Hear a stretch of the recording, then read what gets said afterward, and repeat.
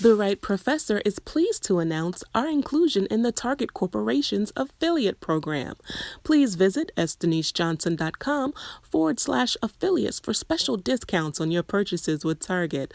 Please be advised, the views and opinions expressed by The Right Professor are not a reflection of the views and opinions of the Target Corporation. Likewise, the views and opinions of the Target Corporation are not a reflection of the views and opinions of The Right Professor.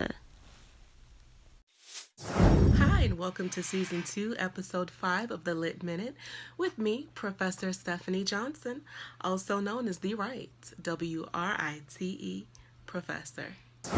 The title of this episode is Racism in Literature, and it focuses on my visit to the 37th Annual Florida Antiquarian Book Fair that took place in St. Petersburg, Florida in April 2018. Let's take a look. Hey, this is Stephanie from The Lit Minute. I am geeking out because I'm here at the 37th Annual Florida Antiquarian Book Fair at the Coliseum in St. Petersburg, Florida. Book lovers' paradise. So immediately when I walked into the book fair, I was inundated with these images. It was at the very first booth. These images of Sambo. And as many of you know, these are images that have persisted since the image of African Americans have been portrayed in American culture. Along with the Sambo image, you may also notice the Mammy image. Both are stereotypical and racist images of the African American. The Sambo stereotype of the docile, lazy, and whimsical black man finds its origin in colonial America and in the institution of enslavement. The image was most popularized in the late 1800s in a story by Helen Bannerman entitled The Story of the Little Black Sambo. The image became so popular in American culture that corporations like Parker Brothers created board games using the image. The Mammy stereotype originated during the institution of enslavement as black women worked as housekeepers and nannies for white families. Possibly the most popular portrayal of this image was by Hattie McDaniels in the movie Gone with the Wind. For this role, she won the first Academy Award by any African American. This image was also utilized to advertise products such as Aunt Jemima pancakes, and although the image has changed over the years, the subliminals associated with that image have not. For obvious reasons, while this may have been a book lover's paradise for some, it certainly was not for all. Both the Sambo and the Mammy images have been used as propaganda in defense of some aspect or offshoot of enslavement, racism, and discrimination in America. As long as books and other products containing these images are bought and sold in any type of market, the negative subliminal messages that are associated with them will continue to be perpetuated from one generation to the next, and often as if they are fact.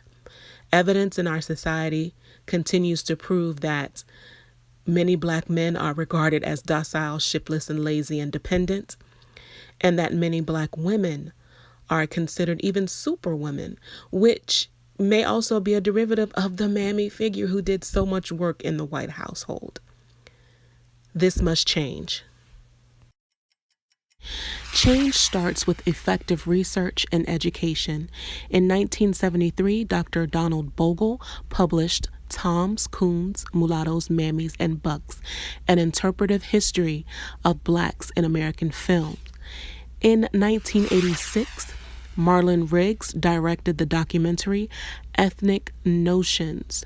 Both sources provide compelling evidence throughout American media history of the anti-Black sentiments and the use of these stereotypes as propaganda to support the American ideal of enslavement, racism, and discrimination against African Americans. By effectively educating ourselves about these stereotypes and their negative, even fatal impact on our society, it is my hope that we will eradicate any future offenses, ignorance, and even violence that may result from faulty or false perceptions of Black and brown people everywhere. This has been Season 2, Episode 5 of The Lit Minute with me, Professor Stephanie Johnson, also known as The Wright, WRITE, Professor. Remember, reading is lit, so be lit.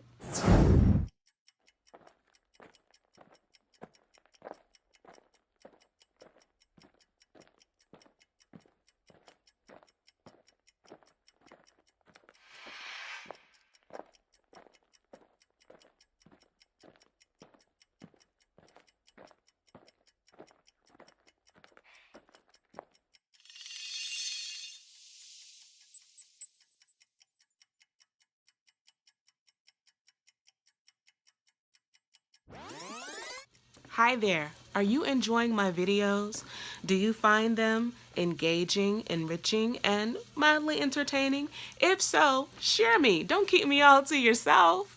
I'd love to be able to share this knowledge with not only you, but with your family and your friends. So come along with me and invite others to join us as we stay lit together. Like, share my videos, and subscribe to my YouTube page. I'll be seeing you.